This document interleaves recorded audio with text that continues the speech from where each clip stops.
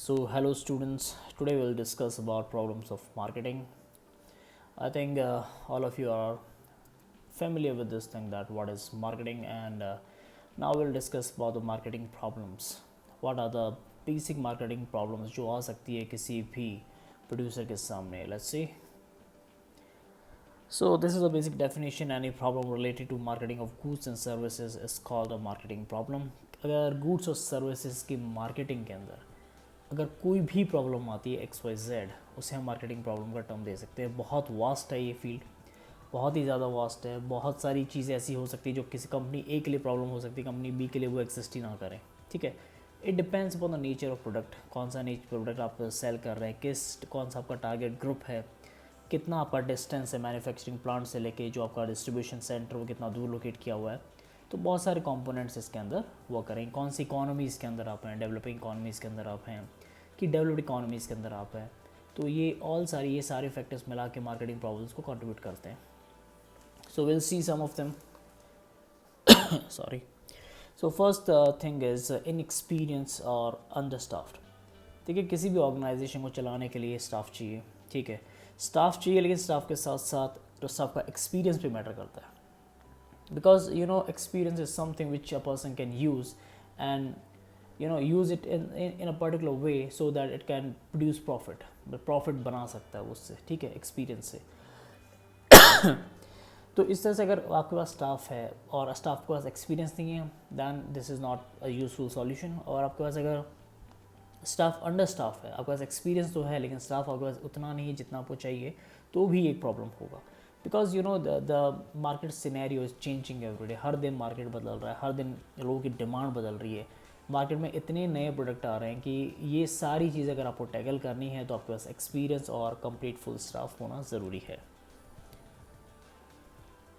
Second problem हो सकती है न्यू मार्केटिंग ट्रेंड्स की. जैसे कि मैंने अभी बोला कि ट्रेंड्स इतने ज़्यादा चेंज हो रहे हैं. जैसे कोई ट्रेंड वेस्टर्न कंट्रीज़ में कोई ट्रेंड आया, ठीक है, कोई न्यू प्रोडक्ट लॉन्च हुआ, न्यू गेम लॉन्च हुआ, कुछ भी नई चीज़ लॉन्च हुई, तो ईस्टर्न कंट्री जो मोस्टली फॉलो करती हैं उसको, तो वो मार्केट के अंदर उसको अडेप्ट करना पड़ेगा. या फिर ऐसा भी हो सकता है ईस्टर्न कंट्रीज़ में ही कोई चीज़ न्यू चीज़ इवॉल्व हुई और वहाँ की पॉपुलेशन और वहाँ की सर्कमस्टेंसेस को देख के वो बहुत ज़्यादा पॉपुलर हुई.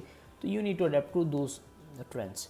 तो ट्रेंड्स के साथ अडेप्ट करना is also a very challenging task. आप बहुत इतना आसान नहीं होता है इमर्जिंग ट्रेंड्स को समझना और इमर्जिंग ट्रेंड के हिसाब से अपने प्रोडक्ट को डिज़ाइन करना. So as new trends appear on the market, it can be difficult for marketing managers to keep track of the changes and implement them in their own strategies. While embarrassing these changes would be to their benefit, keeping up with all the things new regarding new demand, innovation, requirement, reachability, and much more can be quite overwhelming. तो ऐसा है कि ठीक है, new changes आ रहे हैं, उनको embrace करें, वो पॉजिटिव रहेगा ऑर्गेनाइजेशन का. लेकिन इतना आसान नहीं होता ये न्यू चेंजेस का अडेप्ट करना. Because sometimes a new car is launch in the market and you are already producing some kind of car. ठीक है, आप कार ए बना रहे हैं, कार बी मार्केट में लॉन्च हुई है, आप जो फैसिलिटीज़ दे रहे हैं वो कार बी के अंदर सारी फैसिलिटीज़ मिल रही है, ठीक है, और लेकिन आपसे कम दामों के अंदर. दैन व्हाट इनोवेटिव टेक्निक्स या क्या इनोवेशन आप यूज़ करेंगे, आपका कौन सा फील्ड आप एक्सप्लोर करेंगे आपके मार्केटिंग का कि उस कार को आप कम्पीट कर सकें. सो इसका बहुत बेस्ट एग्जाम्पल है. आप इस टाइम हुंडई क्रेटा और ब्रेजा का बहुत चल रहा है. ठीक है, क्रेटा काफ़ी महंगी है, ब्रेजा कंपैरेटिवली काफ़ी सस्ती है, लेकिन फीचर्स आपको काफ़ी सारे मिलते हैं, लुक्स के अंदर मिल जाते हैं. इंजन कैपेसिटी को छोड़ दें तो ऑलमोस्ट सारे आपको फीचर्स के अंदर मिल रहे हैं. So these are some of the thing.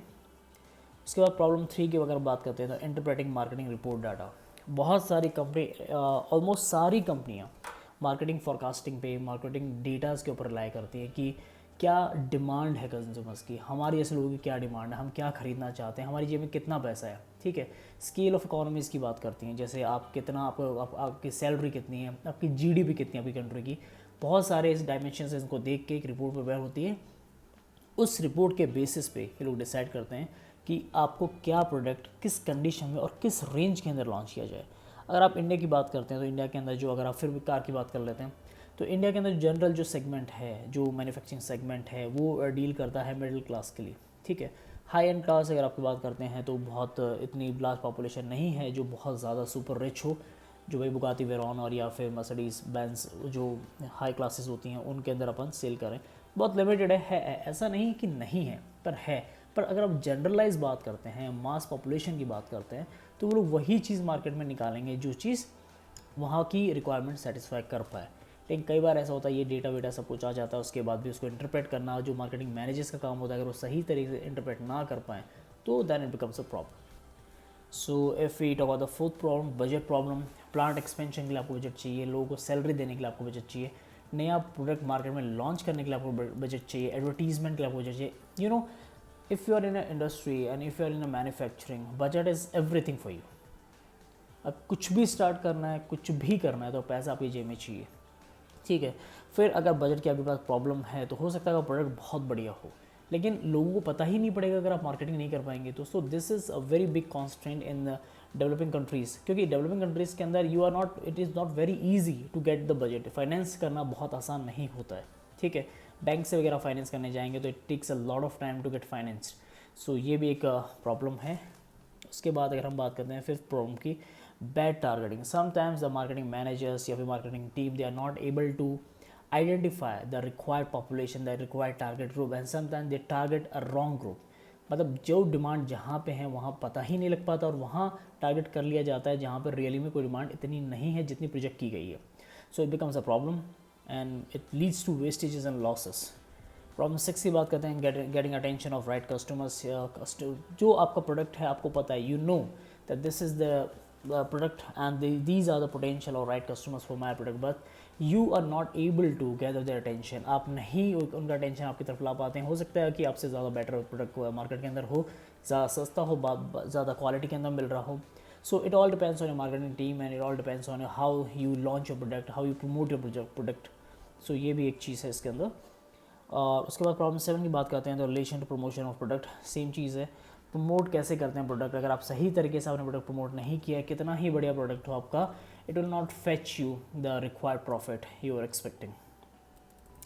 8 की बात करें relating to producers responsibility in respect environment. Environment के रिस्पेक्ट में भी ये भी चैलेंजेस है आजकल मार्केटिंग के अंदर, क्योंकि अब सस्टेनेबल डेवलपमेंट गोल्स की अगर हम बात करते हैं जो पेरिस एग्रीमेंट के अंदर डिसाइड हुए थे, उनके अकॉर्डिंग बहुत सारी कंडीशंस गवर्नमेंट्स के ऊपर लगी हुई है, जो उसके पार्टीज़ हैं, तो उनके अकॉर्डिंग गवर्नमेंट को एनवायरनमेंट का भी बहुत ज़्यादा ध्यान रखना पड़ता है। अगर हम एनवायरनमेंट की बात करते हैं, जैसे कॉर्पोरेट रिस्पॉन्सिबिलिटी CRA होता है, कॉर्पोरेट रिस्पॉन्सिबिलिटी होती है, तो उसके अंदर क्या होता है कि कॉर्पोरेट कंपनीज़ को जो एनवायरनमेंट को लॉस कर रहे हैं उसके बनिस्पत उनको मार्केट के अंदर या फिर एनवायरनमेंट के अंदर कुछ करना पड़ता है। जैसे पेड़ लगा सकते हैं, ठीक है, किसी ऐसे प्रोजेक्ट को फाइनेंस कर सकते हैं जो ग्रीन हो नेचर के अंदर, मतलब ग्रीन प्रोजेक्ट्स को फाइनेंस कर सकते हैं। तो एक कॉर्पोरेट सोशल रिस्पॉन्सिबिलिटी के अंदर CSR के अंदर आता है ये सारा कुछ। तो इस तरह से कई बार ऐसा हो सकता है कि जो प्रोड्यूसर है वो ऐसी एक्टिविटी में एंगेज्ड है कि वो जो चीज़ बना रहा है it is not good for environment and it will degrade environment in long term, but उसके पास इतना फाइनेंस नहीं है कि वो CSR के अंदर इन्वॉल्व कर सके, अपने एक्टिविटीज़ के अंदर पैसा लगा सके। तो बहुत सारी और भी चैलेंजेस हैं CSR के रिपोर्ट प्रिपेयर करने की, इन्वायरमेंटल इम्पैक्ट असेसमेंट की रिपोर्ट प्रिपेयर करने की। सो ये भी कॉन्स्टेंट की तरह वर्क करते हैं एक प्रोड्यूसर के लिए। सो आई थिंक जो मोटी मोटी प्रॉब्लम्स हैं, फाइनेंस से पॉइंट से बात कर ली हमने, इकॉनमी के पॉइंट से बात कर ली हमने, एनवायरनमेंट के पॉइंट से बात कर ली, ठीक है, टीम मैनेजमेंट के पॉइंट से बात कर लिए। तो ये सारी प्रॉब्लम्स है जो घूम फिर के आएंगी, वो आप एक प्रोड्यूसर के सामने आएंगी। मार्केटिंग की जो प्रॉब्लम्स हैं वो मैंने बता दी है। इसके अलावा भी if you still have any doubts and then you can ask me in the comment section. So I think this topic is pretty clear. Thank you very much.